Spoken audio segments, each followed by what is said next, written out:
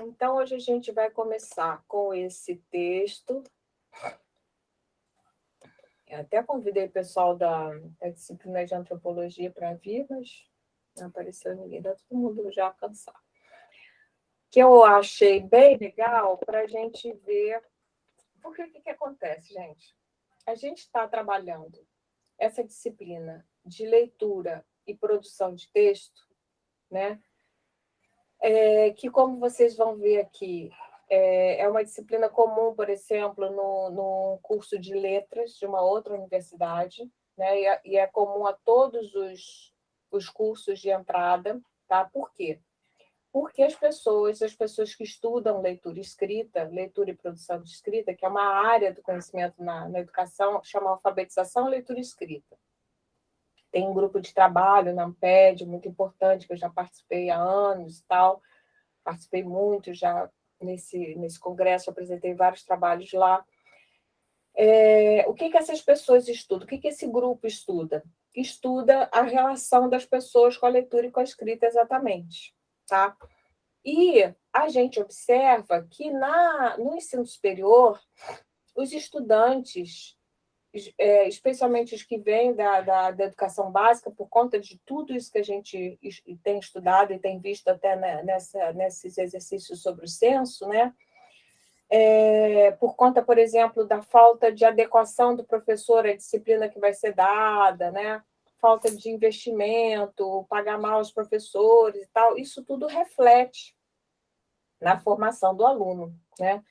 Então, ignorar isso é ruim em termos políticos, porque senão, se a gente diz assim, que os estudantes que vêm das universidades, que a rede pública é tão boa quanto a rede privada, se a gente toma isso como verdade científica, né? A gente estava falando isso da maneira de escrever acadêmica, né? Que a gente tem que ter esse cuidado com o pensamento científico e tal. Se a gente afirma isso, quais são as consequências disso? Se a gente diz que o ensino público está uma maravilha, né? A gente diz que não precisa lutar para ele melhorar, né? Não precisa lutar para os professores ganharem melhor, não precisa lutar para botar mais dinheiro na educação pública. A gente vai estar batendo palma para o governo do Bolsonaro, que fez tantos cortes na educação, né? Então, a gente precisa reconhecer que tem problema e lutar contra isso. Outro ponto de luta, além dessas políticas de melhorar as condições de trabalho dos professores, da educação básica, né? Uma coisa importante também é a gente pensar na formação. Oi, Ana Cristina, boa noite. É a gente pensar também na formação desses professores, né? Então, é sobre esse tema aí, tá? Porque, repara, se a gente recebe o aluno que vai fazer pedagogia ou letras, que é o caso desse autor aqui, da Flávia, né? A Flávia Zanuto. Se a gente vai fazer, se a gente recebe o aluno que vem de letras, que vem para fazer letras, ou que vem para fazer pedagogia, os dois vão ser professores, né? O de pedagogia vai ser professor da educação do Fundamental 1 ou de educação infantil, e a pessoa que faz letras vai trabalhar no ensino fundamental 2 ou no ensino médio. Boa noite, Ana. Mas o que a gente faz se a pessoa chega na universidade, nessas faculdades de letras e de pedagogia, por exemplo, tendo uma relação ruim com a leitura e com a escrita? Como é que eles vão ser mediadores dos seus alunos para que os alunos escrevam e leiam satisfatoriamente, né? Então, a gente precisa trabalhar isso na universidade. O que a gente chega à conclusão, e hoje eu trabalhei com os alunos da antropologia daqui a pouco eu vou soltar no canal, e aí vou mandar para vocês também, um artigo que eu escrevi em 2000 e sei lá que ano foi aquilo, acho que foi antes até, acho que foi na década de, sei lá, 2000 e pouco, sei lá, muito tempo atrás. Esse texto é uma etnografia sobre as práticas de leitura e escrita na aula, né, no ensino médio. E a gente vê que são práticas que o tempo inteiro só fazem os alunos copiarem, copiarem e lerem de uma forma mecânica, lerem para a pesquisa, né, para identificar coisas. Espera aí, deixa eu apagar aqui esse WhatsApp. Então, isso acaba sendo um problema. É sobre isso que o texto fala, vocês vão ver aqui, tá? Então, a gente vai fazer o quê? A gente vai ler, eu vou lendo com vocês o texto, tá? E vocês fiquem de olho, porque vocês vão ter que fazer uma resenha desse texto, seguindo aqueles princípios. E eu quero que vocês, nessa resenha, isso é bem importante, assim, vocês pensem que essa resenha pode ser publicada, né? Aliás, eu já lutei muito por isso no Instituto, já desisti. Eu queria fazer uma revista de resenhas, em vez do trabalho de vocês, de avaliação, ser uma coisa assim, simplesmente escolar, sabe, para ver se vocês passaram, não, ter um uso social, né? Que essas resenhas pudessem circular e que outros colegas de outros períodos pudessem ler a resenha de vocês. Isso seria muito legal se ela pudesse ser publicada de verdade. Então, a gente vai fingir que existe essa publicação, tá? De repente, até vocês podem conseguir publicar em algum lugar, em alguma revista acadêmica, e vão fazer o modelinho direitinho da resenha, tá? Seguindo aquele modelo que eu dei para vocês, tá? Então, não tem... aí não tem nada assim de cabeçalho, tipo brasão da UF, aluno. Você não vai ser aluno, você vai ser autor de uma resenha, tá? Então, você tem que pensar que alguém vai ler o seu texto, que não só eu. É uma pena que só eu leio o texto de vocês, né? Então, vocês podem fazer circular entre vocês também esse texto, dar para outros colegas pensarem, enfim, a resenha tem essa utilidade. O que vai ter que ter nessa resenha? O objetivo, os objetivos específicos da pesquisa, a metodologia, né?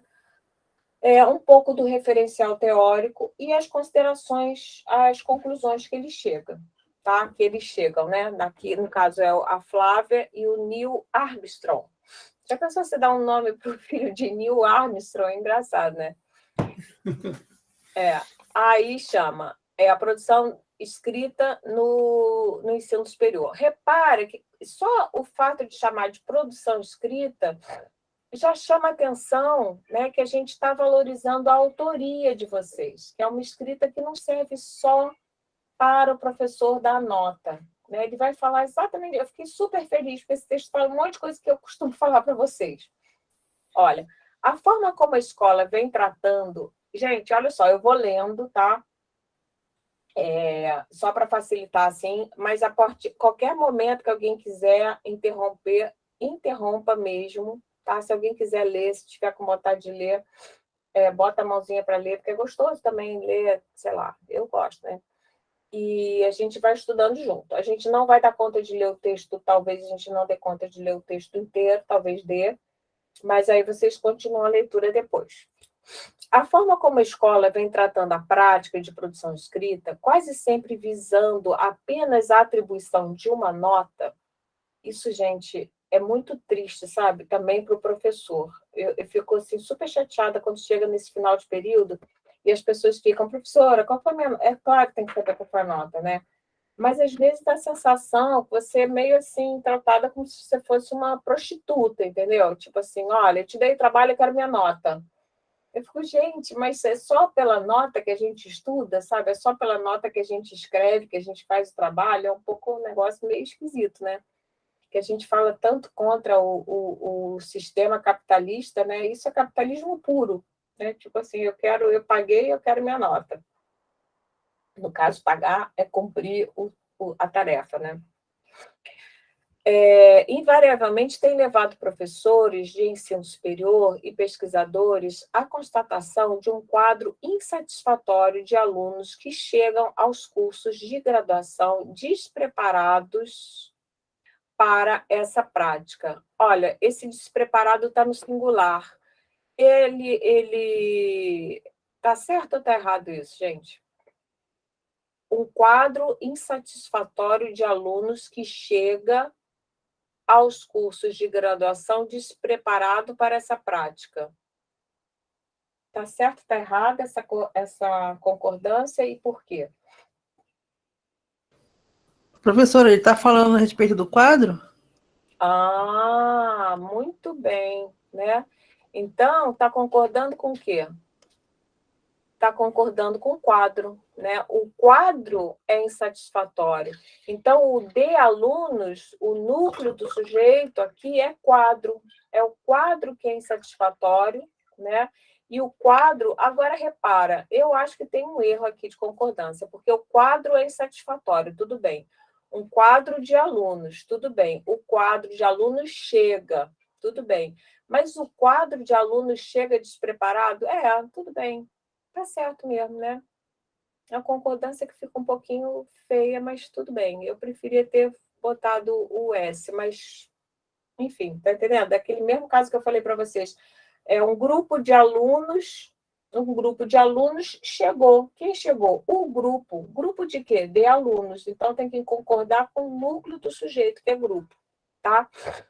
Então, eles chegam despreparados, ou o quadro de alunos chega despreparado para essa prática. Deixe de focar a produção de texto como uma atividade de linguagem. Por exemplo, essa atividade que a gente está fazendo, que a gente fez durante todo o primeiro período, escrever uma carta, pontuar uma carta que realmente existe, né? Foi aquela que eu mostrei para vocês, e que admite interpretações diferentes, né? Fazer um diálogo, tudo isso, falar de si, falar como foi sua primeira entrada, não sei o quê, na universidade, são atividades de linguagem, de comunicação, né? É diferente de atividades meramente de avaliação, em que o aluno realmente se sinta sujeito do seu dizer e tenha conhecimento de formas diferenciadas para transmitir o que tem a dizer. Assim, a partir do conceito, então, por exemplo, se você faz uma carta de amor é uma coisa, né? Se você faz, enfim, assim, a partir de uma resenha de um outro jeito, assim, a partir do conceito de gênero discursivo proposto por Bakhtin, em especial os elementos que o compõem, tema, conteúdo proposicional e estilo, da sociolinguística interacionista de Bronkhart, para quem os gêneros de discurso são textos constituídos por segmentos de estatutos diferentes, segmentos de exposição teórica, de relato, de diálogo, das contribuições, aí está falando da referencial teórico, né?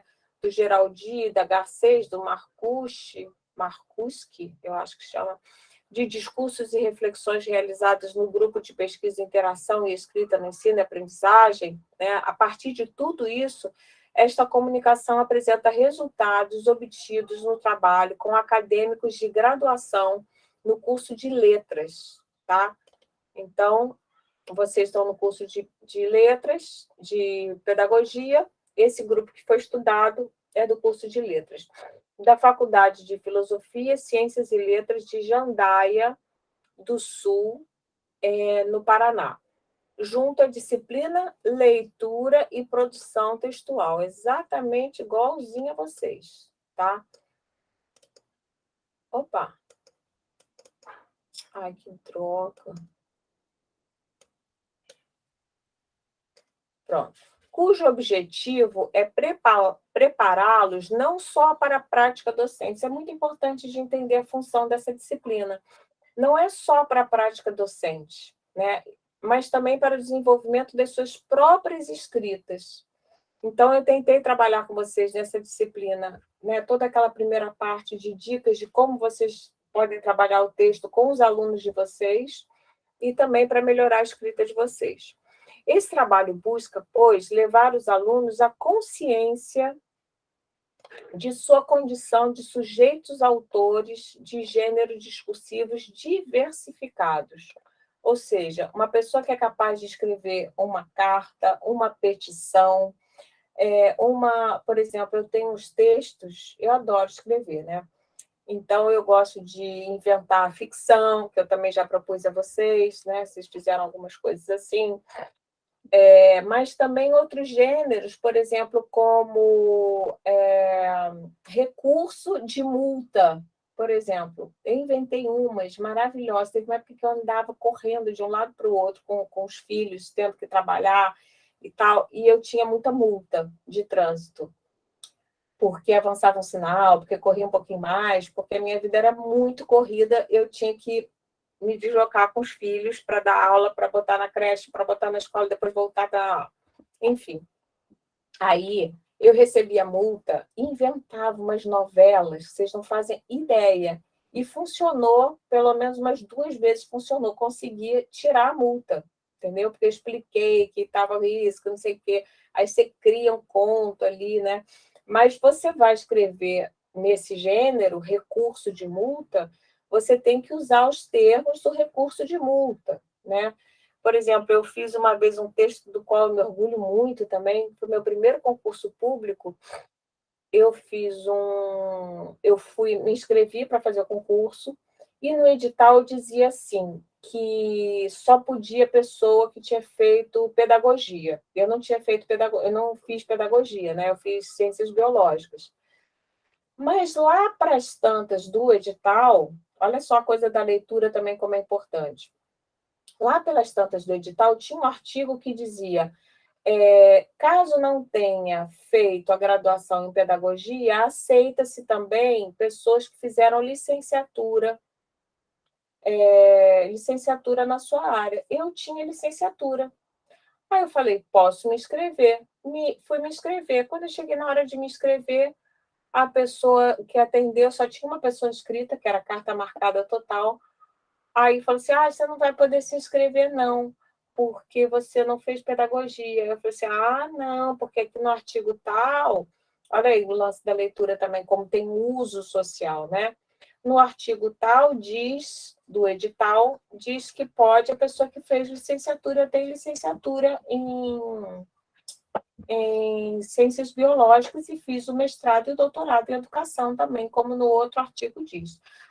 Pode, não pode, não sei o quê. Era o último dia de inscrição para o concurso, e eram 4 horas da tarde e o setor fechava às 4h30. Aí ela falou assim, eu falei assim, não, mas eu posso explicar e tal. Eu disse, você poderia, mas acontece que a gente está fechando e você teria que fazer um recurso, né? Aí eu falei, não, eu estou entendendo que eu tenho que fazer o recurso, eu quero fazer o recurso. Aí a pessoa olhou para minha cara assim e falou assim, cara, mas falta meia hora, daqui a meia hora eu vou fechar, eu vou embora do setor. Eu falei, tranquilo, eu vou fazer um recurso em meia hora. Aí a pessoa olhou assim para minha cara, tipo assim, óbvio que você não vai conseguir fazer isso, né? E aí foi óbvio que eu consegui fazer isso, né? Não só consegui fazer o recurso, como consegui que eles avaliassem o recurso positivamente e deferiram a minha inscrição e eu passei em segundo lugar, tá? Num concurso público. O primeiro concurso público que eu fiz, que era para educação de jovens e adultos. Sabia nada de educação de jovens e adultos. Estudei porque eu queria ter a experiência de fazer um concurso para o ensino superior. Queria saber como é que era, né? Então, para vocês verem como essa coisa de você dominar vários discursos, vários gêneros discursivos, né, várias regras dos gêneros discursivos, é super importante, né? Você fazer uma apresentação de si, sei lá, vocês já tiveram que escrever coisas assim na vida que salvaram vocês em algum momento? Alguma situação que a escrita salvou vocês? Eu tenho várias. A escrita me salvou várias vezes. Nem minha, gente. Nem uma carta de amor. Não que eu me lembro desse caso de vida, não. Não é de Salvar vida, minha mas... vida, não. Não, salvar a vida é exagero, mas eu estou dizendo assim, né? Tipo, sei lá, o namorado ficou bravo porque te viu com não sei quem, você escreve uma carta explicando toda a situação e tal, e reverter situações a partir da escrita. Ei, Aline, não? Bom, se vocês não experimentaram, não tiveram essa experiência, fiquem atentos, porque a escrita é um poder extraordinário e realmente reverte situações. É uma coisa incrível, você reverte situações a partir da escrita, sabe? Seja fazendo um recurso contra uma multa indevida, ou mesmo devida, mas você enrola a pessoa, reclamando de coisas, sabe? Tem muitas situações que a escrita salva a gente. Então, para isso, a gente tem que se autorizar a escrever, né? Então, a consciência da sua condição de sujeitos autores, de gêneros diversificados, sobretudo os de caráter acadêmico, que é a nossa especialidade aqui, tá? Enfatizados especialmente na disciplina-alvo da pesquisa e estimulá-los, boa noite, Aline, estimulá-los à compreensão de que a produção escrita não é um ato isolado, uma vez que resulta das leituras que realizam dos textos com os quais se deparam dentro e fora do ambiente escolar. Então, a escrita é sempre um diálogo com outros escritos, né? Então, uma outra coisa assim que me chateia, poderia dizer até ofende, assim, de alguma forma, porque os professores também podem ser ofendidos, né? Quando um aluno, por exemplo, fala assim, o que eu tenho que escrever? Qual é o exercício? Né? Eu falo, gente, assim, o exercício é o resultado final, né, de todo um trabalho que a gente faz durante a aula. Então, se a pessoa não vem à aula ou não assiste, vocês podem assistir depois, em outros momentos. Eu tenho alunos que não assistem a aula porque trabalham, mas acompanham, assistem todos os vídeos e comentam no canal, falam, professora, adorei o vídeo, não sei o quê, sabe? Ou escreve para mim e tal, aproveita, tem dúvida, pergunta, né? Mas pensar, isso que eu tentei fazer no começo, no primeiro bloco dessa disciplina, né? Com aquele projeto do meu livro didático, que é a partir de uma experiência que eu tive como aluna, quando eu tinha 9 anos de idade, né? Melhorar esse projeto. Mas vocês veem que toda aquela produção escrita sempre parte do quê? De um estímulo emocional. Né? O que é o estímulo emocional? É uma leitura. Né? Então, a nossa escrita, ela parte de uma leitura. Então, é legal vocês, quando vocês trabalharem, lembrarem disso, né? Não dá para você perguntar assim, de repente, para o aluno, escrevam sobre seu coleguinha, né? Fica uma coisa assim, meio... Porque hoje, agora, eu estou em outra, entende? Agora, se você ler com eles, né? Oferecer a eles para leitura um texto que fala sobre isso, né? Como eu mostrei os textos do Gil e da Josi, que um falava do outro e tal, né? Você já fica com vontade de escrever o seu, porque você está, de alguma forma, dialogando com aquilo, né? Então, isso é muito importante também para vocês trabalharem, lembrarem isso, né? Quando vocês forem professores. E ao escrever também, lembrarem que vocês estão dialogando com outros textos. O trabalho que inspirou a elaboração do presente artigo foi desenvolvido em uma turma do primeiro ano do curso de letras, igualzinho a vocês, só para vocês são de pedagogia, pautado em pressupostos socio-interacionistas, uma vez que, além de sermos guiados na docência por essas orientações, o projeto político-pedagógico dessa faculdade prevê, além da formação do professor, a formação humana, né? Que é uma coisa que eu aposto também. A gente está formando professor e está formando também um ser humano que deve ser ético, respeitoso, blá, blá, blá, blá, blá, blá. Por essa questão, como apoio a todas as disciplinas de licenciatura, a disciplina leitura e produção de texto é obrigatória. Vocês não sabem a luta que foi incluir essa disciplina no nosso currículo. Eu fui a pessoa que lutou para a inclusão dessa disciplina, porque não tinha e ninguém queria botar, achavam que não era necessário. Logo no início da vida acadêmica, pois o objetivo é nivelar, olha só, quando a gente fala em nivelar, a gente está pensando que existe um desnível, né? E que a gente precisa tratar desigualmente os desiguais. Não pode a pessoa que você recebe na universidade pessoas de várias origens, né? E com vários níveis diferentes em relação à leitura e à escrita. Então, é importante a gente ter essa disciplina para botar todo mundo num ponto mínimo necessário para para seguir as outras disciplinas, né? Porque se a pessoa tem muita dificuldade de leitura, de interpretação de texto, ela vai ter dificuldade para entender o enunciado de uma questão numa prova, para estudar filosofia. Nossa, filosofia, então, se você não consegue ler direito, é muito complicado, né? E auxiliar o estudante nas inúmeras produções escritas ao longo da graduação, né? Então, todos os professores de vocês devem pedir textos, né? Imagino que sim. Então, vocês mesmos me contam que tem professor de filosofia, que alguém já contou que usou, Sandra, o Cássio, fico super feliz que essa disciplina seja útil. No curso de letras em especial, a disciplina se repete no 4º ano, com o intuito de orientar o estudante para a sua prática pedagógica. Adoraria que essa nossa disciplina também pudesse se repetir no 4º ano. Produção de texto na escola. Geralmente, então, agora a gente vai ver um ponto muito importante. Por que as pessoas chegam no ensino superior com dificuldades de leitura, de interpretação de texto e produção escrita, né? Por quê? Porque o trabalho que foi feito na escola não foi legal, né? Todo mundo tem as mesmas condições de escrever bem, não existe essa coisa de dom, isso não existe. A diferença é se a gente exercitou mais ou menos e melhor, né? Que tipo de exercício que a gente foi convidado a fazer na escola, né? Se foi um exercício criativo, se foi interessante, se corrigiam os trabalhos da gente. Então, você imagina como é que um professor, hoje em dia, vai dar conta de fazer, por exemplo, o que eu estou fazendo com vocês, de corrigir minuciosamente cada texto.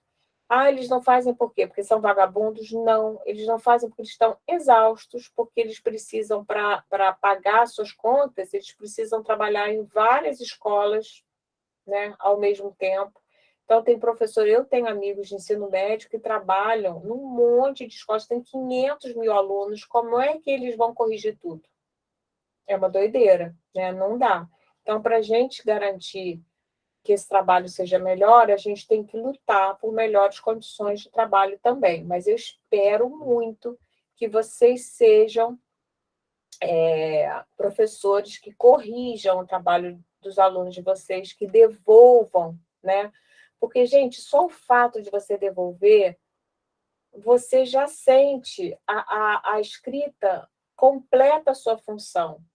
Porque quem escreve para ser lido, né? Se nem o professor lê o seu trabalho, para que você escreve? Sabe? Você escreve para as paredes, né? Não tem graça nenhuma. Então, assim, eu me lembro perfeitamente as primeiras vezes que eu recebi trabalhos meus corrigidos por professores, né? Os professores que corrigiam mais, eu me sentia tão honrada, sabe? Eu falava, meu Deus do céu, o professor se dignou, ele leu o meu texto, ele leu cada vírgula, né? Que barato, alguém me leu, sabe? Para que a gente escreve? Para ser lido, né? Então, vamos ver o que eles descobrem aqui, o que é feito na escola. Geralmente, o que ocorre nas escolas é o trabalho com a escrita em forma de atividade para casa, tá? Dever de casa, ou teste de avaliação, com pouquíssimo espaço para o trabalho com a escrita pessoal, que a gente fez durante todo o primeiro período dessa disciplina, ou seja, aquela escrita desenvolvida por prazer, pelo gosto de falar sobre determinado assunto e de marcar voz na sociedade, né? De falar em primeira pessoa, de falar como foram os sentimentos de vocês quando vocês entraram na universidade, a relação com os colegas, né? A carta de amor. O que mais que a gente fez? Sim, a relação de vocês com a leitura, a relação de vocês com os livros, com a sua pequena biblioteca, o seu cantinho de ler, né? Tudo isso são escritas pessoais, que eu chamei de escrita de si. Se encararmos essa atividade somente como forma de avaliação e não como momento de desenvolvimento e de contato com a língua, a linguagem estará apenas sendo testada, mas não desenvolvida. Olha que ideia legal, né? Então, eu acho que nessa disciplina a gente procurou brincar com a linguagem, né? Ver jogos de linguagem, textos, os textos que eu apresentei para vocês que tinham jogos, né? Brincadeiras com a língua, aquelas atividades também para soltar a escrita, né? Nessa perspectiva, e assim, a gente até não fez tanto quanto eu gostaria, porque a gente tem várias limitações e tal, mas é legal vocês fazerem isso com os alunos de vocês muito, né? Nessa perspectiva, constata-se que há uma visão bastante conservadora e tradicionalista, que norteia a prática pedagógica da produção de texto e a sua efetivação, a que não considera, na maioria das vezes, o que o aluno tem a dizer realmente e trata a escrita a partir de modelos que simplesmente seguem manuais didáticos. Essa coisa que Cássio estava falando desses modelos de redação, né? Tem que ter uma introdução, tem que ter não sei o que e tal. É importante a gente ter as duas coisas, né? A gente poder dar uma marca pessoal aos nossos textos, mas a gente também ter noção dessas estruturas, tá? Assim, não sabemos se podemos falar em interlocução, né? Porque o texto não tem uma interlocução, a gente pressupõe duas pessoas em relação, né? Tendo em vista a maneira como ainda se trabalha a produção de texto nas escolas, um verdadeiro martírio para os alunos e professores, que vem a repetição dos mesmos temas. E aqui eles estão citando os autores, né? Estão citando um texto do Geraldi, ou Geraldi, né? Que eu conheci lá nos congressos do CEALI, que eram ali na Unicamp. Eu fui a vários deles, eu tive a oportunidade de ouvir ele falando, de dialogar com ele, muito legal. E nesse trabalho aqui, ele vai falar dos temas de redação, né? São aqueles temas que vocês todos fizeram na escola, como foram minhas férias, como foi não sei o quê, né? Então, são temas assim pouco interessantes e são sempre os mesmos, né? E centralização pedagógica na gramática, né? Um excesso de gramática e pouca criatividade. A ideia, isso não quer dizer que a gente não possa trabalhar gramática, tá? A gente aqui, nessa disciplina, trabalhou bastante gramática também, mas sempre misturada e na medida em que as situações iam acontecendo. Aliás, eu atualizei de novo o nosso textinho de aspectos de gramática. Lembrem, gente, que ali eu botei umas dicas também de citação acadêmica, tá? Até o final do período a gente vai estar com isso prontíssimo, vai ser um presentinho aí para vocês aproveitarem na vida, né? Tiver uma dúvida, vocês podem consultar. Fala, Cássio. Não, quer ver? Eu vou falar de quando eu era criança, quando eu tinha português. Por que eu não gostava? Eu odiava, eu vou falar a verdade. Eu não ia bem, era a pior matéria minha, era português. Mas por quê? Eu gostava muito de desenhar, eu era muito mais do visual. E o professor, o que ele fazia? Ele via que você não gostava, em vez de ele pegar, vamos supor, você tem um carinho de ler, fala, não, tá errado, tá assim, tá assim. Ele pegava e desprezava, falava, faz o seguinte, olha, tem essa receitinha de bolo, faz isso aqui para você passar. E abandonava. Era assim que a gente era tratado na escola. Sim. E a gente falava assim, bom, eu não gosto da tua matéria e você não gosta de mim. E aí a gente pegava e rachava, falava assim, bom, eu vou fazer para tirar 5, 6 e vou passar e eu não vou aprender português. E eu saí da escola falando, eu não gosto dessa matéria. Eu não fiz humanas, acabei não indo para o lado de humanas no início por causa disso. Que coisa, né? Porque... E eu sempre gostei. Eu gostava muito. E eu tive uma coisa, vou confessar para vocês um detalhe da minha biografia. Quando eu tinha 15 anos, eu namorei meu professor de literatura, de tanto que eu gostava. E foi assim, hoje em dia isso seria politicamente completamente incorreto, né? Mas foi assim, um namoro consensual que durou 3 anos, né? Foi uma relação que eu tive com ele. Certo. E ele faleceu há pouco tempo, era professor da UERJ.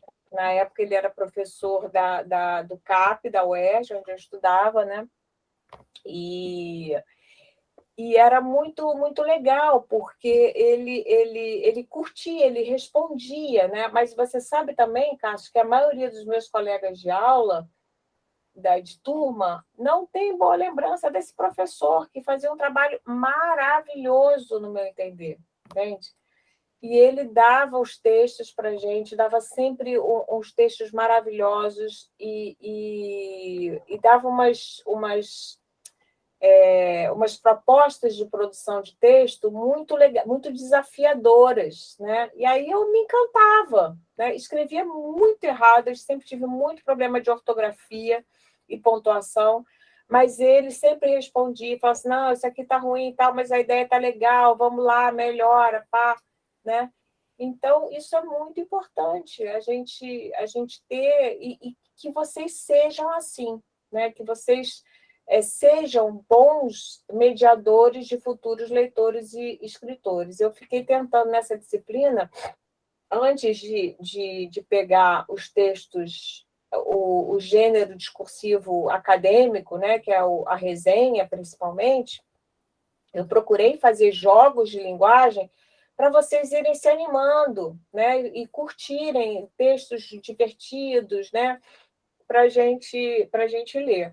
Então, eu acho que português é muito de um jogo também, né? É um brinquedo, Mas vamos sabe? supor, hoje eu entendo, hoje eu leio meus textos, eu passei esse um pouco antigo, mas os meus textos antigos são prolixos, são muito cheios de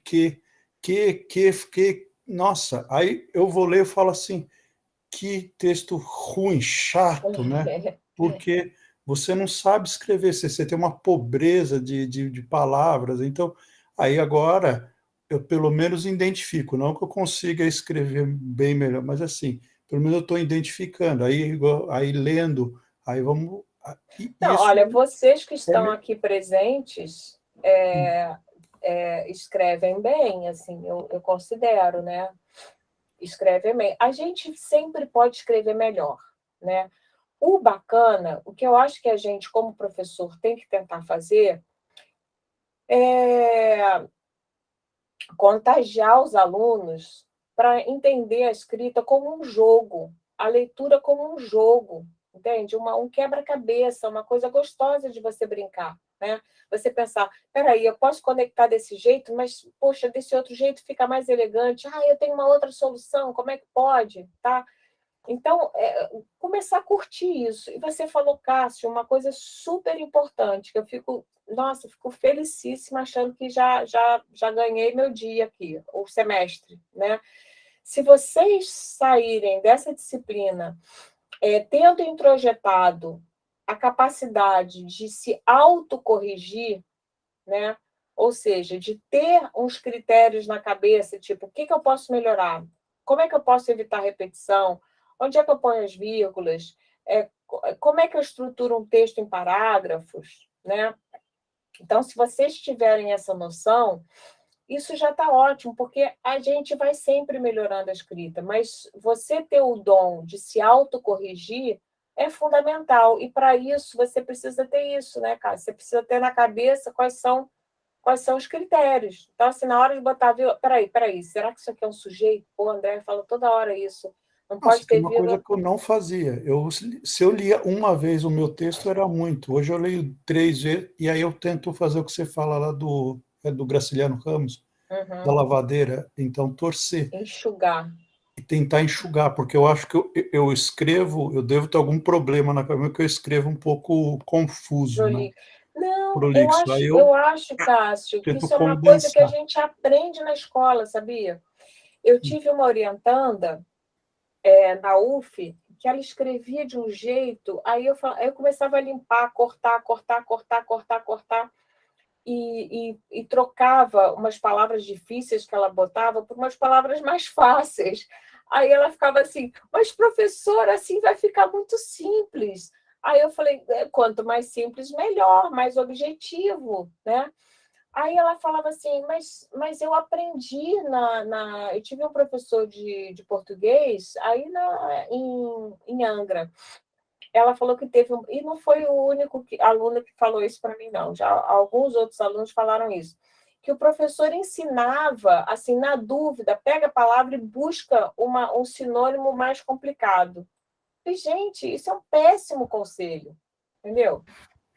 Fica meio barroco, né? Fica meio Uma coisa, rococó. não, fica cafona. Na verdade, fica cafona, porque fica uma coisa que eu já falei para vocês também, que é a ideia da hipercorreção da língua, né?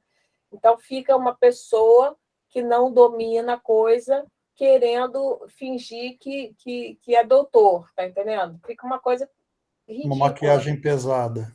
Fica uma maquiagem pesada, fica ridículo. Então, assim, na dúvida, um pretinho básico, entendeu?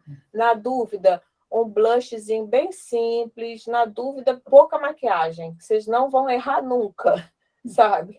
Não abusem dos blushes, dos rímels, dos batons. Na dúvida, batom tudo assim, cor de pele, tranquilinho, que vai dar certo, tá? Na realidade, para esse aluno, a redação pode representar qualquer outro aspecto, menos uma situação comunicativa. Porque é isso, se nem o professor retorna, como é que vocês vão se autocorrigir se ninguém nunca corrigiu vocês? Né? Não tem como, né? Porque vocês estão acostumados a isso, a entregar o texto e receber uma nota, e não tem possibilidade de refazer, né? Comigo, vocês estão vendo que a escrita ela é um processo, por isso que eu não quis dar nota até agora, né? Mas eu vou mandar para vocês as notas, para vocês terem uma noção, mas está tudo, quem já entregou o trabalho está com nota boa, né?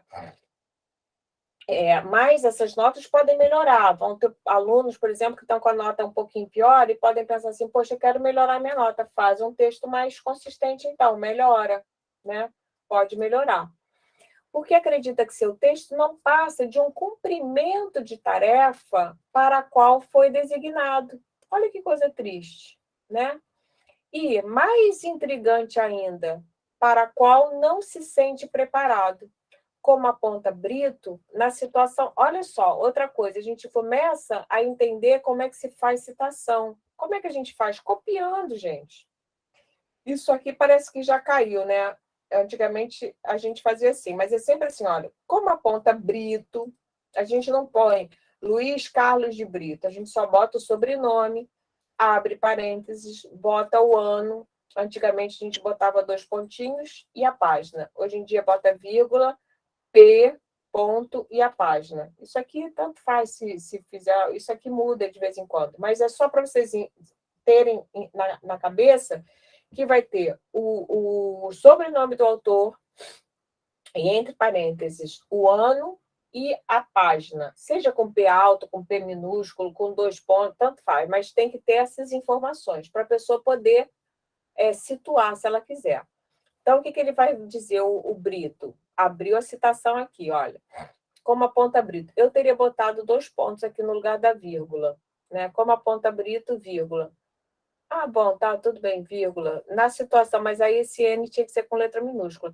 Na situação escolar, vocês já chegaram no ponto também de começar a querer corrigir os textos que vocês leem? Alguém já fez isso? Eu faço isso direto. Eu leio e fico, que nem eu estou fazendo agora. Peraí, mas isso aqui está certo? Essa concordância está boa? Ah, não, tá bom. Ah, gostei disso. Aí aprendo também, né? Ou às vezes corrijo, porque qualquer texto pode ser sempre corrigido. Como aponta Brito, na situação escolar existem relações muito rígidas e bem definidas. O aluno é obrigado a escrever dentro de padrões previamente estipulados. E, além disso, seu texto será julgado, avaliado. A partir daí, o aluno estabelece o que realmente parece interessante dizer em sua redação. Até porque o único interlocutor de seu texto já é bastante conhecido, o professor. É muito triste, né? Você ter só um único interlocutor. Então, assim, eu tentei fazer algumas dinâmicas aqui, mas não deu muito certo, né? Mas isso em sala de aula dá bastante, com criança dá bastante. fazer uns lerem os trabalhos dos outros, sabe? Ler em voz alta o seu próprio texto, para os outros lerem também. Para os alunos, gente, fazia tanto isso com os meus aluninhos de 9 anos de idade, eles amavam, era muito legal, sabe? Deles darem palpite, a gente fez algumas vezes isso aqui também, né? Mas é um semestre, é muito pouca coisa. O ideal era que vocês tivessem mais dessa disciplina, eu acho, né? Essa ideia de você colaborar com o texto do colega. Peraí, mas eu acho que ali ficava melhor assim, né? E aí a gente sentir que o seu texto está sendo objeto de interesse de toda a turma, sabe? Pegar um texto e olhar, todo mundo ajudar, né? É o que esse autor chama de figura estereotipada, que determina o uso da linguagem pelo aluno. Então, vocês vão buscando uns estereótipos, aí toda redação tem a mesma cara. Se a redação escolar, como tem sido proposta há algum tempo, não representa uma oportunidade de diálogo entre interlocutores, propor um novo tratamento a essa habilidade na escola é um caminho necessário, aliás, imprescindível. Se a escola até então visava a produção de texto de forma quase monológica, né, um monólogo, você não está escrevendo para ninguém, o caminho pela interação, né, resgata o aluno de um ato solitário e lhe concede a oportunidade de realizar uma atitude solidária. Então, você sai do solitário e vai para a solidariedade, né? Que é isso. Quando a gente coloca um texto de... acho que todos vocês aqui tiveram texto comentados, né? Ao longo dessa disciplina. E tudo bem, né? É uma coisa gostosa, porque os outros colegas deram contribuição, comentaram os textos de vocês de forma solidária, tiraram vocês da solidão do texto, levando-os à construção de um texto que possa aproximar-se de seus objetivos em relação aos outros. Então, essa ideia é muito importante dessa relação, né, da escrita como uma relação, uma situação de interação. Então, vamos a essa outra seção aqui. Concepção de linguagem. Interação e escrita. A concepção de linguagem, nascida nas últimas décadas, a partir de correntes linguísticas como a linguística da enunciação, a análise do discurso e sociolinguísticas, tá? Que são áreas, não precisa se apavorar com esses nomes, são áreas da letras, né, de estudo da produção de textos, é que adota a linguagem como um mecanismo que serve para os diferentes sujeitos interagirem e produzirem sentido. Então, para isso que a gente escreve. A gente escreve, deveria escrever para alguém e nunca para ser avaliado tão somente, né? A interação não privilegia apenas o código linguístico, ou seja, o uso da língua para a tradução do pensamento ou transmissão de informações. Ela considera que a linguagem é uma forma de ação e de atuação sobre o interlocutor. Destaca-se a situação em que se produz o discurso, as condições de produção desse discurso em um contexto sócio-histórico e ideológico. Suassuna, em 1995, afirma que a linguagem é, antes de qualquer coisa, um modo de vida social. Olha que interessante essa ideia, né? Definindo os indivíduos que interagem entre si e com o mundo. Dessa forma, não se pode separar a linguagem de seu uso efetivo. Olha só, olha. A ideia de que a linguagem serve para usar, serve para você lutar por uma vaga, serve para você reclamar de uma multa incorreta, né? Para você lubridiar também o poder público e conseguir escapar de uma multa que estava correta, também serve para isso, né? Para você trazer de volta o amor perdido em 3 dias, a escrita também serve para isso. Esse uso efetivo é resultado da troca linguística entre sujeitos socialmente organizados. Como bem aponta Bakhtin, que a gente já conhece, a verdadeira substância da língua não é constituída por um sistema abstrato de formas linguísticas, nem pela enunciação monológica isolada, né? Um monólogo, só eu falando, nem pelo ato psicofisiológico de sua produção, mas pelo fenômeno social. A linguagem acontece no fenômeno social de interação verbal, né? Então, é um botando, comentando o texto do outro, ouvindo o outro lendo junto, realizada através da enunciação ou das enunciações. A interação verbal constitui, assim, a realidade fundamental da língua. Isso aqui é Bakhtin. Muito legal. Dentro dessa concepção de linguagem, não é o signo, nem a frase o objeto de estudo, e sim o texto, né? Então, a gente trabalha com textos, e textos que têm funções sociais. Então, a gente vai pensar, eu vou fazer uma resenha para quê? Para ser publicada numa revista, tá? Então, as revistas científicas, elas têm uma seção de resenha, né?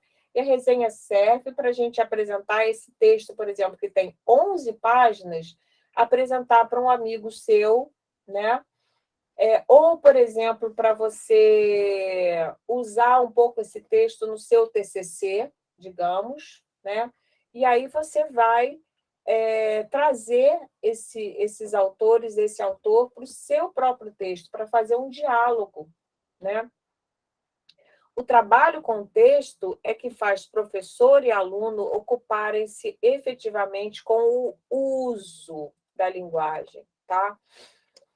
Pois o texto é a própria prática da linguagem, e tentar entender os seus mecanismos estruturais e dar-lhe significados aumenta as possibilidades de uso exitoso da língua.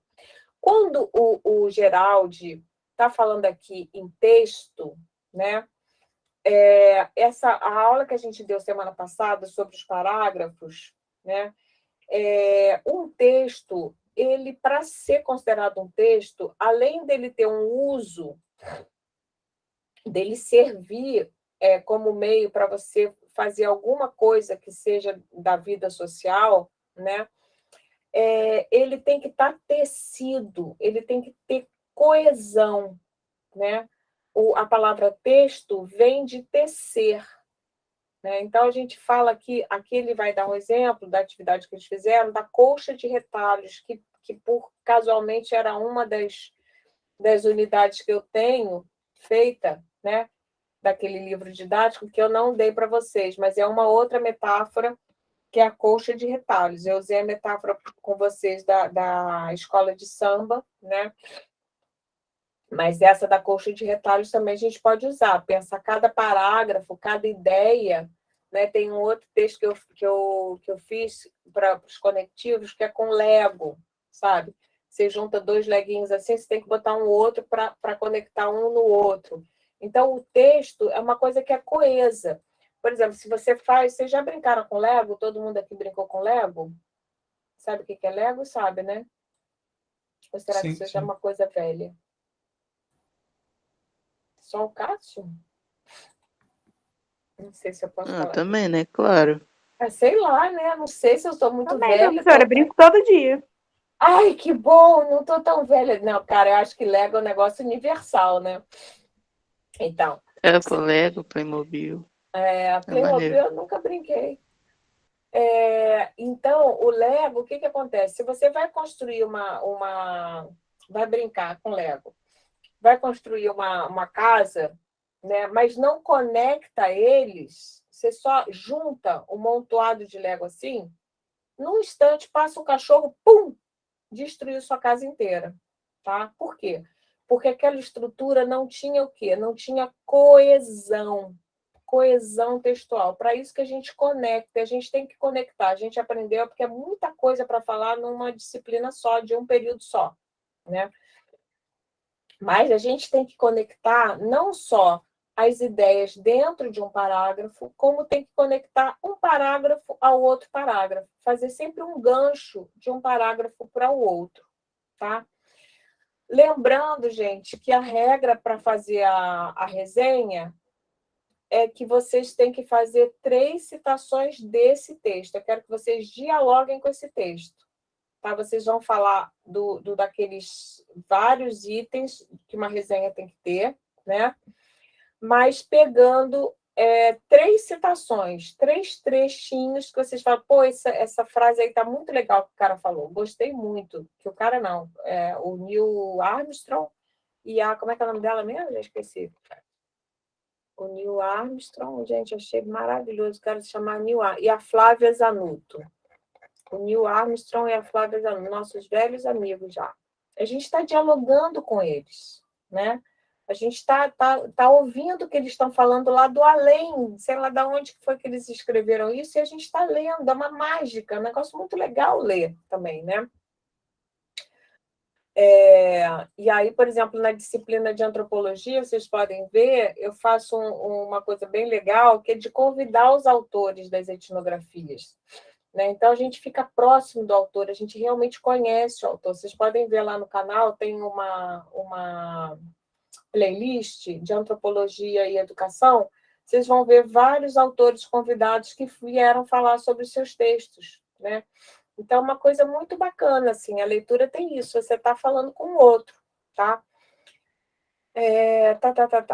A partir dessa concepção, há decididamente uma necessidade de mudança de postura. Se a gente pensa que a escrita ela tem que ter um uso social, né? A gente vai ter que mudar de postura como professor, sobretudo por parte do professor, em relação ao ensino da produção escrita. O objetivo desse ensino é desenvolver a competência discursiva do aluno. É isso que vocês têm que desenvolver, oferecendo-lhe a oportunidade de usar a linguagem nas mais diversas situações e contextos, de modo a torná-lo um leitor competente, um conhecedor dos mecanismos gramaticais e linguísticos e um autor de textos. Para tanto, a mediação, olha lá, entre aluno e objeto de escrita é tarefa do professor. Agora, minha pergunta de pesquisa, a pesquisa que eu faço é: como é que o estudante de pedagogia que entrou na universidade, não tendo aprendido a ler e escrever dessa forma, né? É claro que ele sabe ler e escrever, mas não dessa forma, como uso social, ele não é autor do que escreve, não se sente à vontade com a leitura, é sempre um inferno. Ai, meu Deus, tem que ler, ai, tem que escrever, para me dar nota, a nota foi boa, a nota foi ruim e tal, mas não curte o jogo que isso implica, né? Como é que essa pessoa vai poder ser o mediador dos alunos de vocês com o objeto da escrita se vocês nunca tiveram isso? Não dá para ser, né? Então, por isso que eu acho que é importantíssimo a gente trabalhar isso no curso de pedagogia, né? E a minha hipótese da minha pesquisa é que a situação de orientação do TCC é uma situação privilegiada para essa relação de mediação, porque aí vocês vão ter um professor olhando o texto de vocês, sabe, do ladinho mesmo com vocês. Se bem que tem uns que não fazem isso nem na situação de orientação, mas, pelo menos, nessa situação se espera que o professor faça isso, né? Que devolva o texto corrigido e tal. Sobre isso, Garcês afirma: o processo interativo da atividade baseia-se no pressuposto de que o conhecimento é mediado pelo par.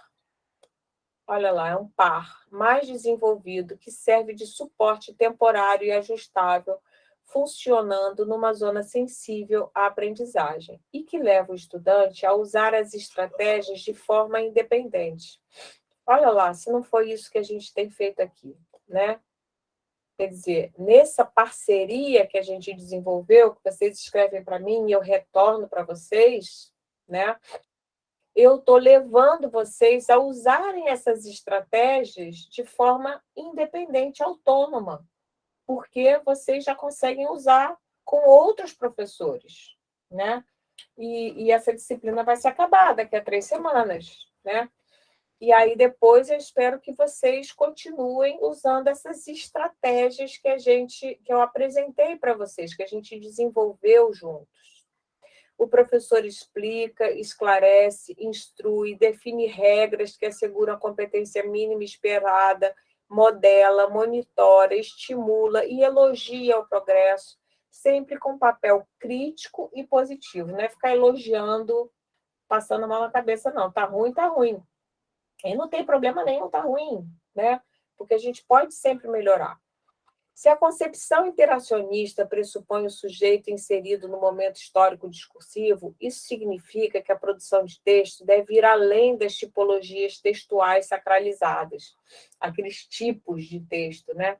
A gente pode inventar outras coisas, inclusive coisas malucas, coisas divertidas, surrealistas, né?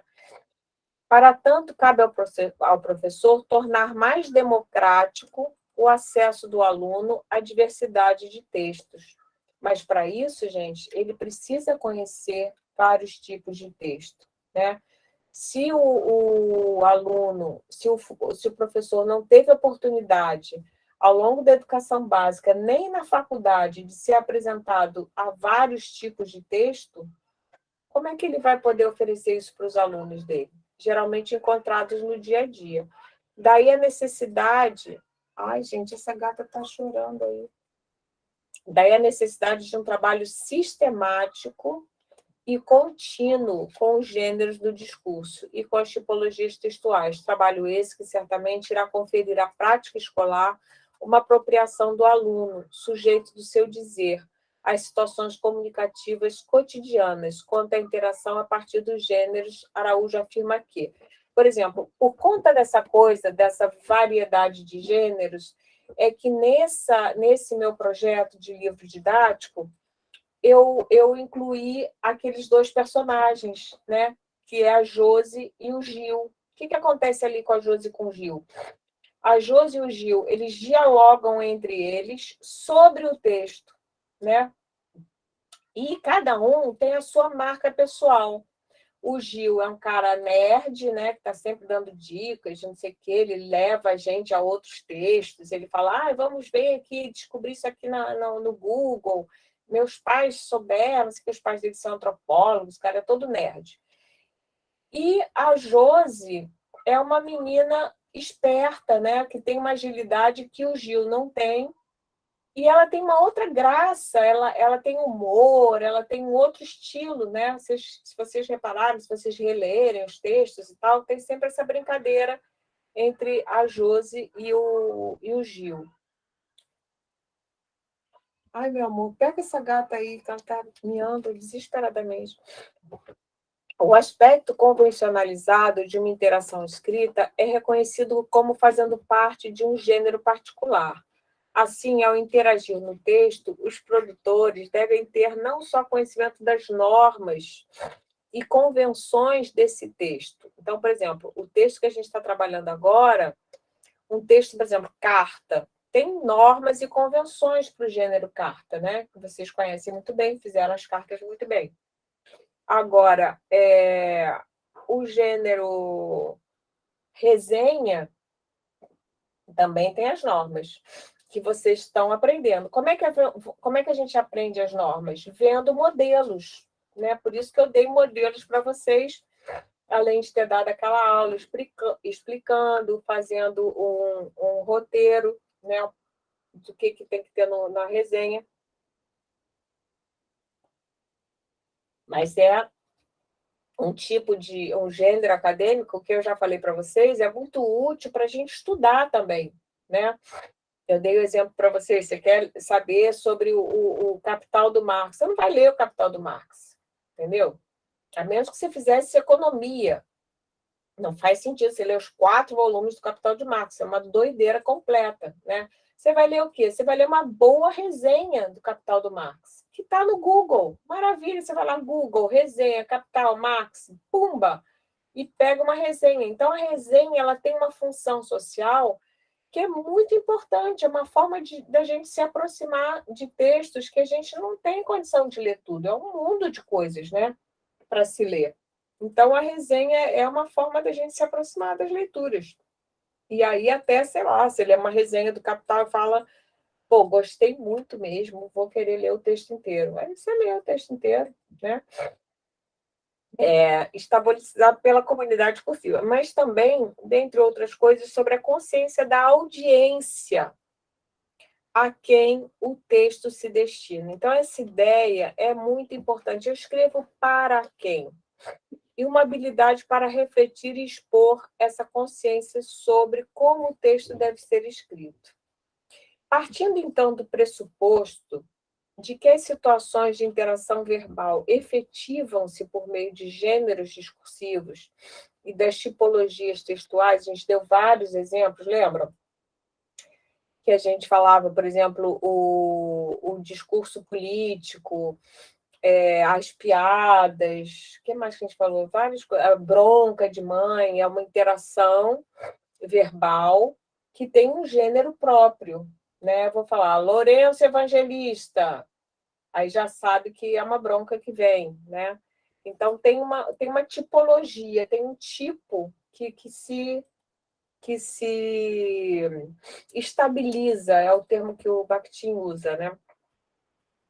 O estudante passa a adquirir segurança e independência, isso é fundamental, gente. A gente quer que vocês sejam independentes para ser, ao mesmo tempo, produtor e leitor de seu texto, consciente da importância desses dois papéis.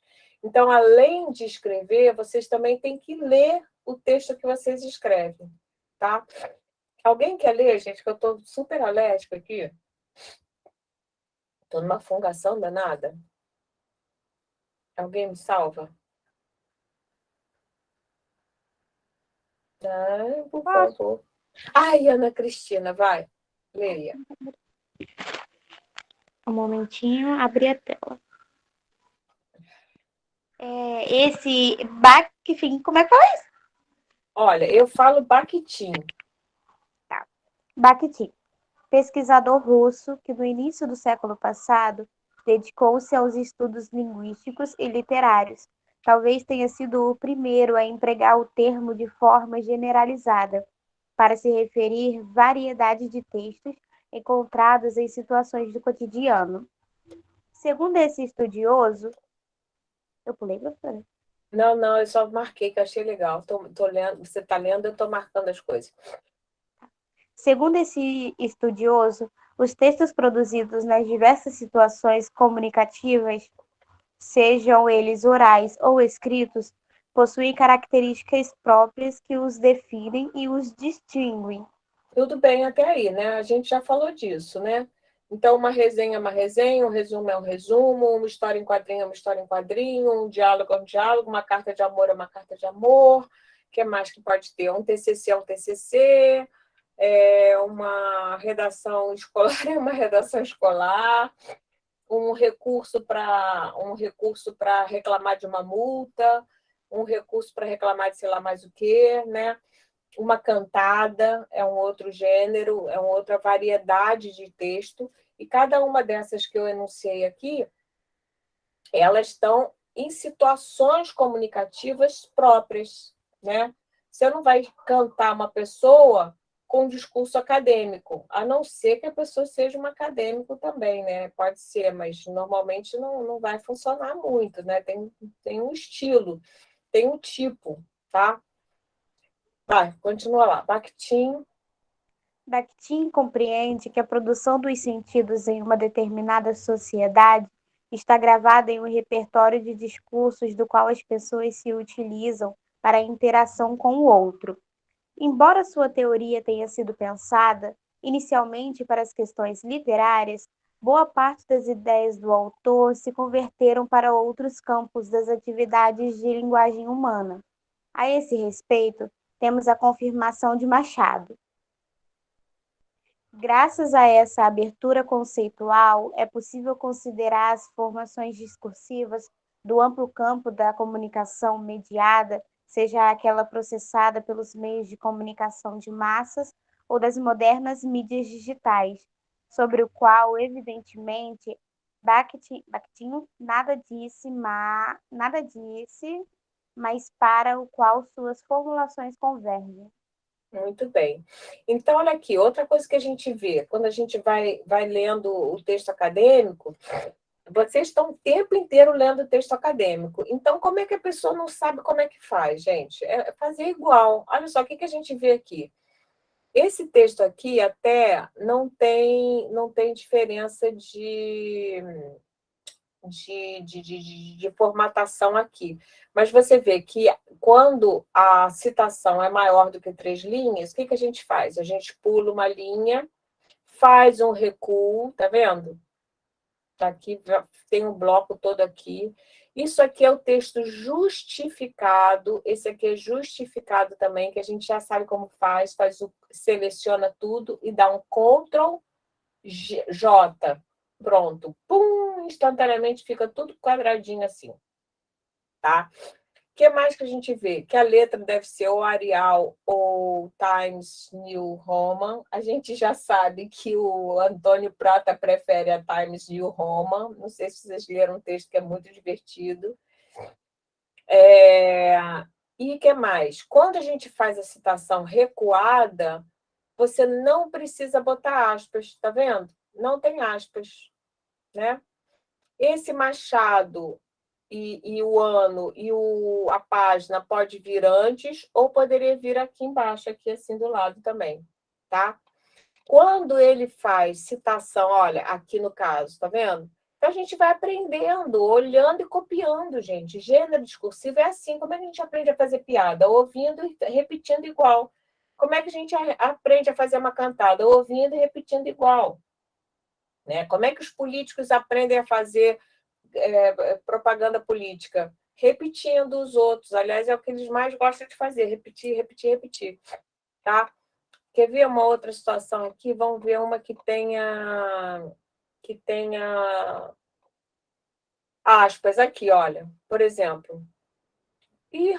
Olha, acabamos de ver um erro aqui, olha. Aumenta as possibilidades de uso exitoso da língua. Faltou aqui o fechamento das aspas, tá vendo? Então, as possibilidades de uso exitoso da língua é um conceito que o autor pegou do Geraldi e aí deu crédito para ele, porque não foi ele que inventou essa frase maravilhosa. Olha, que não é nem uma frase, é um conceito. As possibilidades de uso exitoso da língua. Pô, mas é uma ideia bonita, vou dar o mérito para o cara que escreveu isso. Não fui eu que escrevi, seria me apropriar indevidamente de uma coisa que não fui eu que escrevi, entendeu? Aí a gente bota entre aspas. Deixa eu ver se tem mais aqui. Tem vários aqui. Aqui, olha. Como aponta Brito, abre aspas. Então, tudo isso aqui foi dito pelo Brito. Eu poderia tirar as aspas e fazer de conta que fui eu que escrevi essa frase maravilhosa. O nome disso é plágio. Não pode fazer isso, é feio. E a gente não precisa fazer isso, gente, porque a gente tem nossas ideias próprias que são ótimas. Vocês têm que confiar na capacidade de vocês dizerem coisas inteligentes também. Ou, se não se sentem ainda inteligentes o suficientes para dizer coisas muito inteligentes, mas inteligentes para comentar, reconhecer quem diz coisas inteligentes e citar bem isso. É uma inteligência já, tá? Machado, a gente já leu. Bom, continua lá. Alguém mais quer dividir com a Ana? Lourenço, Suzana, Sandra, Ana Caroline, Cássio. Eu adoro a leitura da Ana, mas só para dividir. Pode ser, eu. Vai. Ela Oba. parou onde? Aqui, olha, assim não é difícil. Assim, não é difícil constatar, porque os princípios, sim, Olha, a gente falou que era Bakhtin, cara, né? Então, os princípios bakhtinianos, pronto. Estão a serviço também dos estudos preocupados com a educação, sobretudo no que diz respeito à linguagem e às suas diversas formas de aquisição e aprendizagem na escola. Dificilmente colocar-se-ia.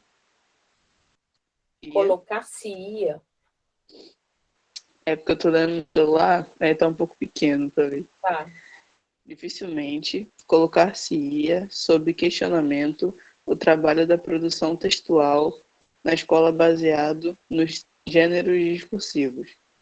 Pelo contrário, o ensino sob essa perspectiva propõe uma remodelagem da prática pedagógica, oferecendo ao aluno, desde as séries iniciais, o contato com materialidades discursivas diversas. Isso equivale a dizer que, como suporte para os gêneros, os tipos textuais ganhariam outro enfoque, evitando-se, além da visão reducionista, um verdadeiro desgaste pedagógico ao abordar as modalidades consagradas como textos exclusivamente da escola.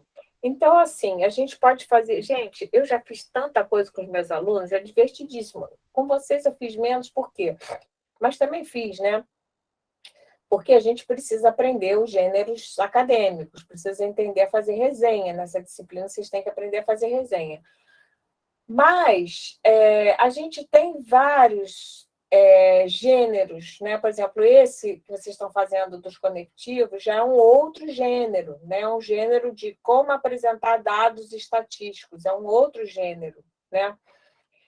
Mas na vida social, por exemplo, tinha um trabalho, uma unidade que eu faço com eles, que é muito legal, que é assim de inventar filmes, né? Então, você tem que produzir uma sinopse de um filme, mas é tudo inventado.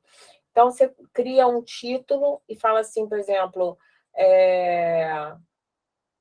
Mistério no Deserto do Saara, por exemplo. Né? Tudo inventado, tudo ficção.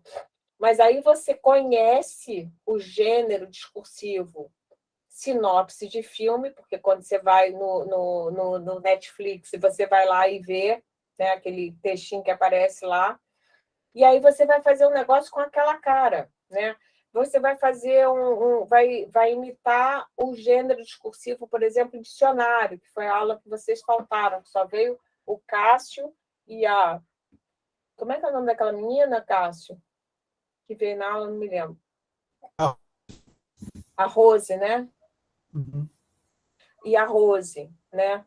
Então, é muito legal, você tem um monte de possibilidades. Tinha um também que eu fiz, que era uma coisa muito divertida, que foi o seguinte, na época, a gente tinha um programa humorístico, que aí eu acho que vocês não vão lembrar, os mais novinhos, o Cássio vai lembrar com certeza, que era o Caceta e Planeta, lembra, Cássio? Sim, sim. Eu acho que os outros não vão lembrar. Sim, eu sou de 2003 e eu já vi isso aí. Já Acho que não é muito antigo, não. Ah, que bom. Então, Caceta e Planeta era uma coisa... E eles tinham um negócio que era assim, uma sketch, que chama, né, eu acho, que era do Organizações Tabajaras. Já ouviram isso? Organizações Tabajaras. Aí era assim... Eu adorava assistir. Você gostava? Então... Ai, gostava muito. Pena que saiu. Aí olha só o que eu bolei para os alunos. Era Dia das Mães, né?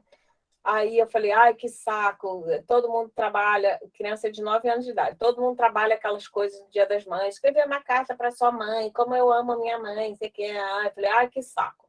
Aí eu fiz para eles assim, um negócio que foi um mês inteiro, eu fiquei trabalhando com eles, era um projeto pedagógico, que era assim, fique observando a sua mãe. Aí eles produziram vários textos sobre a mãe. As mães depois ficaram super contentes. Então, era assim, eles observavam as mães, escreveram várias redações sobre o que as mães faziam, o que as mães reclamavam, era isso. Tudo que a sua mãe reclama. Aí falava, a minha mãe reclama da arrumação do quarto, a minha mãe reclama disso. Escreviam sobre isso. A gente lia, comentava, corrigia, tá. Ok. Aí, o último, a culminância desse projeto pedagógico era inventar um produto Tabajara para resolver todos os problemas, ou o principal problema da mãe. Olha que maravilha, gente. Aí, eles tinham que conhecer o gênero Organizações Tabajaras, tá? E, a partir do estudo que eles fizeram da mãe deles, dá para a mãe de presente um produto imaginário que ia resolver a coisa que ela mais reclamava na vida. Então, eu me lembro um que era assim. E aí, depois, eles deram para as mães, de verdade. Deram, no Dia das Mães, deram de presente para as mães esse presente. Aí, depois, na reunião dos pais, as mães vieram falando que adoraram, ficaram emocionadas e tal, de como é que eles estavam percebendo as coisas difíceis da vida delas, né, como mãe. Então, tinha um que era assim: você está cansado de falar para o seu filho arrumar ao quarto? O seu filho sempre joga as cuecas pelo chão? O seu filho sempre fala que seus problemas terminaram, agora você vai ganhar compre agora mesmo, tal, na minha mão, Organization Tabajaras, que sua casa vai ficar organizada num minuto, rapidamente, sabe? Tinha umas coisas assim. Se você está cansado de fazer o seu filho estudar e ele não estuda nada, você está cansado. Tinha várias coisas, né? Problemas com cachorro, problema com comida, a mãe que não gostava de cozinhar, a mãe que estava sempre trabalhando e tinha uma mãe, coitada, que tinha um trabalho, que tinha uma chefe super chata, que ficava reclamando dela, não sei o quê. Aí o filho fez um produto Tabajara que resolvia todo o problema da mãe, né? Por exemplo. Então, esse é um exercício de produção textual que tem uma interlocução, né? Você está fazendo para alguém, é criativo, né? E pressupõe o quê? Você está trabalhando com um gênero discursivo que na época era muito comum, todas as crianças assistiam direto o Cacete e Planeta, e eles sabiam brincar com aquilo, né? Porque eles conheciam as regras daquele discurso. O discurso sempre começava: você está cansado de pois seus problemas agora terminaram, né? Aí tinha o produto, que era sempre um nome assim, meio, né? Organization, imitando inglês, assim, né? Então, eles se divertiram pra caramba, tá? Então, a gente tem que bolar essas coisas com os alunos. Tá, vamos continuar lá. Sabemos que alguns gêneros, estamos aqui, né?